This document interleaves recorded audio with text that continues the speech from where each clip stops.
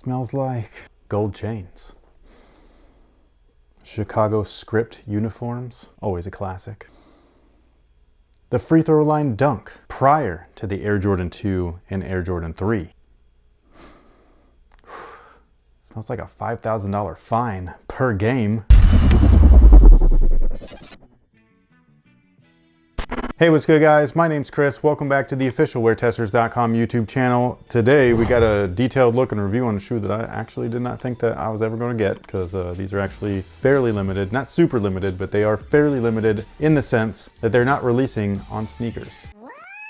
And this, my friends, is the Air Jordan 1 OG High, not to be confused with the 85 cut, different model altogether. And it's in the Rebellionaire colorway. Obviously, it's basically a shadow, but with a bunch of script on there, the band X on the back. These just right off the bat visually remind me a lot of, obviously, the shadow ones we just said, the band ones with the X on the back, but they also remind me of the Eminem Air Jordan 2, where they had all those lyrics written on the sides and stuff like that. That was also a very similar colorway too, where it was black, red, and gray, a little bit of white. And before we get started with the shoes, I did want to just, shout out that the box is something special. Like, they went all out with these ones. This one feels like a real collector's piece. So if you happen to wear your shoes, that's awesome. If you happen to just collect them, you're probably going to really like this. So obviously the artwork is all over the box and everything. And it is the same artwork, or I wouldn't say artwork, but it's the same tag that's all over the shoes. My favorite thing though is actually the paper. I love the shoe too, so don't mistake that for what I'm saying. I'm just saying that they went all out. Like, look at this. This is,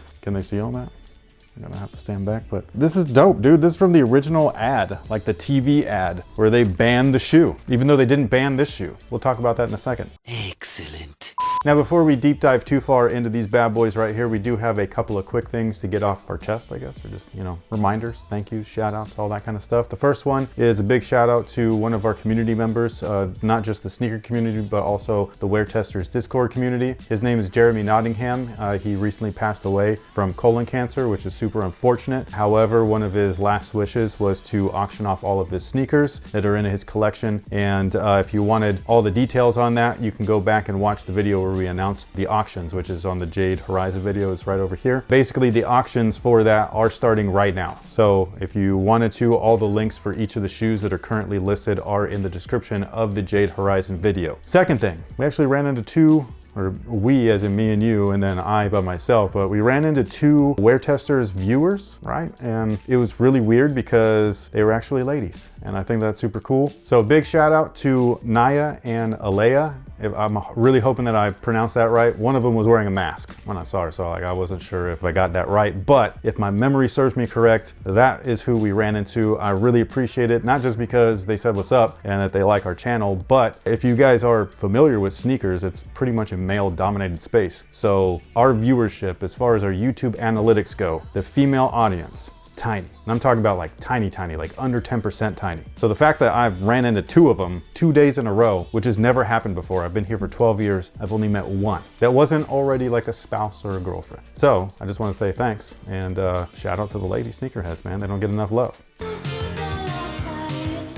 And last but not least, these bad boys right here are going to be available starting March 19th at select retailers. Again, they're not available over at Sneakers, which I think is super weird, but it's also super cool. Basically, Jordan Brand's whole thought process behind this shoe right here was to launch it with retailers that were small boutique style retailers that actually have an impact within their local communities. Phenom's one of those places, not just Phenom here in the Sacramento and Elk Grove area, but also their other location over in Dinkytown, our favorite place. Our favorite place to say. Dinkytown just sounds funny. I'm sorry, but it's true. But yeah, some of the places like Corporate and things like that, Corporate got them over in Cincinnati. They actually got the shoes too. They were able to launch a week early. So I think that's also really cool. So it's been a really interesting staggered release. And again, that's pretty much the only places where you're gonna be able to get these, which I think is really interesting just because like everybody should have these. Now, as far as the shoe is concerned, when I first saw these, I thought they were gonna be another patent leather Jordan 1 High, which I don't love. I think that they're cool for what they are, but it's not my favorite thing to wear. I don't think patent leather is very comfortable. The first thing that I noticed when I first saw these was they're not patent leather.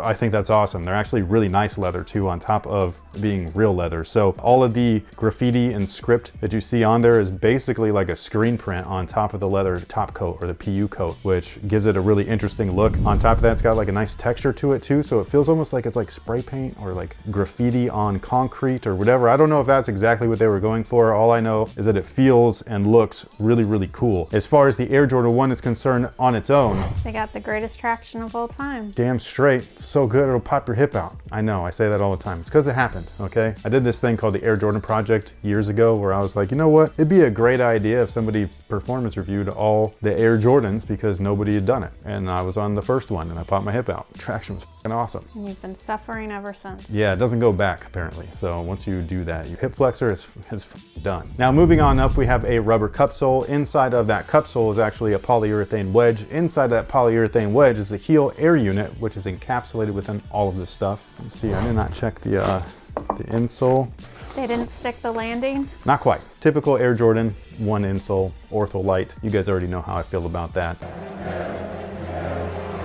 Now, like I was saying before, the upper on these guys is actual leather. I know it doesn't look like it online. Again, I thought that it was patent leather. It's not. It's got this high gloss overlay on there, the same stuff that's on the box. So the tag that's on it, or the graffiti that's on it, is just the same thing repeating over and over and over again on all the panels. It doesn't matter if it's the black letters and they're enlarged, or if it's the gray letters that are reduced down and everything. It all says the same thing, which is they can't stop him from wearing them. So that's in reference to the Air Jordan 1 being banned. However, in recent years, thanks to our good friend Marvin, MJO23Dan, he actually did a deep dive on the whole ban story, and he came up with what actually happened, which was that Jordan in 1984, as a rookie, this shoe wasn't finished yet. They had a bunch of them made in different makeups with different soles and all that stuff, some of which he actually wore in games. Like there's the Air Jordan 1 that has like a dunk sole and all of that stuff, which is super dope. Everybody knows about the 1.5s. They weren't called the 1.5s back then, but that's the one with the Air Jordan 2 sole. He wore those after he broke his foot. A lot of people think that he broke his foot in the 2s. He didn't. He broke his foot in the 1s. But at the time, they actually did not have the Air Jordan 1 completed yet. So the shoe that he was wearing on court as a rookie in 1984 was actually the Airship, which is a story that Jordan Brand recently told with the Airship pack and the Airship band re-release, the black and reds that were like an overseas exclusive. Why they would do that to all the US fans, I have no idea.